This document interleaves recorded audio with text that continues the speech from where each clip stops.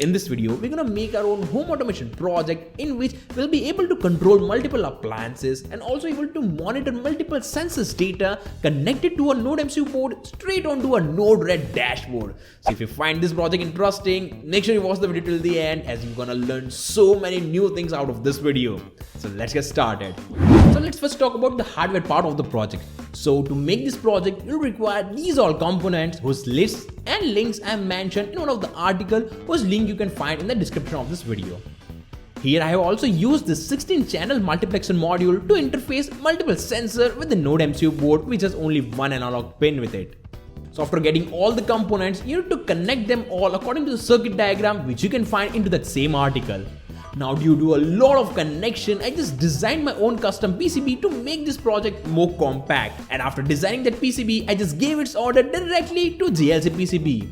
Well, you can order your own custom PCBs from GLC PCB in very simple steps.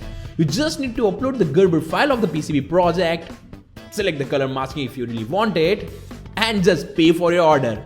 Just follow these 3 steps and you'll get your custom PCBs delivered at your doorstep. So try ordering your own custom PCBs from GLC PCB to make your project looks neat and more compact. After getting the PCBs, I just soldered all the components on it, and now we are ready with the hardware part of the project.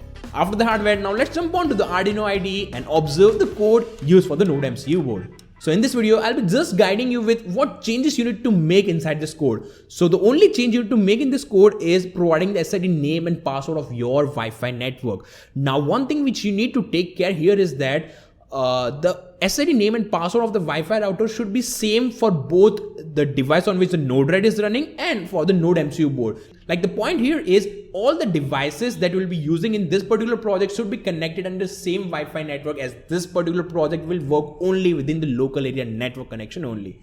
So yeah, that's the only change that you need to make here. After that, just select the right board, which is a NodeMCU 1.0. Select the right port and hit the upload button. With this, the half of our project is already done. Now the other half project is based on Node-RED. Well, I'm using Node-RED on my Raspberry Pi 4 board, but it's not compulsory to have a Raspberry Pi board to make this project. It's your choice whether to use Raspberry Pi or your system, maybe it's Windows or Mac. Yes, Node-RED is supported in all systems, maybe it's Windows, Mac, and on the official Node-RED website, they have provided a step-by-step guide on how to install Node-RED on either of the system that you have. And in case if you want to use Node-RED on your Raspberry Pi board, then you can watch out my episode 1 of the Node-RED series, in which I have guided you step-by-step about how to install Node-RED on Raspberry Pi board. So do watch out that video, its link is in the description. So here is my Node-RED web interface which is running on my Raspberry Pi board. So before making the flow, you first need to install 2 node palettes. For that, just click here, go to manage palette, click on install. Here just search for node-red-dashboard and install this first node palette. And after installing this dashboard node palette, you need to install one more node palette which is DHT11. You need to install this as well. You just need to install these 2 node palettes and you're good to go to make the flow for this project. Now you don't need to drag and drop each node to make the complete flow. Rather, I will provide you the JSON formatted file which will be in that same article whose link is in the description. You can just copy the JSON format and import that whole flow here. I'll show you how to do that. So this is the JSON formatted data which you will be having inside that same article. Just copy that. After that, on your Node-RED web interface, click on import. Just paste that whole JSON string, we can say, and click on import. Okay, as you can see, the complete flow for this particular project is automatically imported without doing anything on the Node-RED. So yeah, this is the whole flow using which we will be able to monitor sensors data as well as able to control appliances onto your NodeMCU board. But in case if you want to understand each and every part of this project, starting from this NodeMCU code to this basic flow to each and every node, if you want to understand everything in detail, then you need to watch out the episode 3 of the Node-RED home automation series, which is exclusively available for my members only. So before watching that video, you need to join TechASM's membership. For that, you just click on the join button, take the basic membership plan, which is most affordable plan, and it's a price is less than a meal in McDonald's, so you can definitely afford that.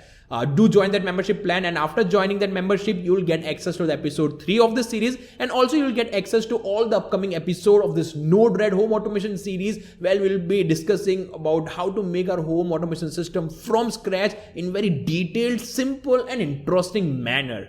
So do join Techie SMS to get some exclusive content which will provide you a lot of knowledge and will definitely add some values to your life. But as of now, as a part of this project, we'll simply click on the deploy button. So yeah, we have successfully configured the hardware part, the coding part of NodeMCU, and also this flow in Node-RED, and we are now ready to test this project in action. So first of all, we need to get access to the user interface of Node-RED. For that, let's open up the new tab. Now go to the local IP address of the device on which the Node-RED is running. In my case, it is 192.168.15.95:1880/UI. Now this link will open up the user interface, the dashboard of the Node-RED. Okay, so as you can see, here is the dashboard of my Node-RED, and as you can see, I'm getting the temperature data as 29 degrees Celsius and humidity data as 54%, and here are 4 buttons to control 4 relays. So now I'll open this dashboard into my smartphone and let's test out this project in action. So as you can see, we are able to monitor the temperature and humidity sensors data, and also able to control multiple relays attached to the NodeMCU board straight from the Node-RED dashboard on our smartphone. So I hope you find this project interesting and got to learn so many new things out of it. Well, this was a really short video because it was focusing on DIY project only. But as I already told, if you want to understand this whole project in detail, you can definitely join Techie SMS and watch the episode 3 of the Node-RED series. Well, that being said, do like this video if you really find this concept of making home automation project using Node-RED interesting and useful. Do click the like button. Also, let me know your suggestion in the comment down below, like what updates we can make in this project. Is HTTP good to go, or should we go for any other protocol for the home automation? Let me know your feedback, your suggestions, your thoughts regarding this project in the comments of the video. Well, that being said, ending this video here and now. Just wait for my next video and explore, learn, share with me, Techie SMS.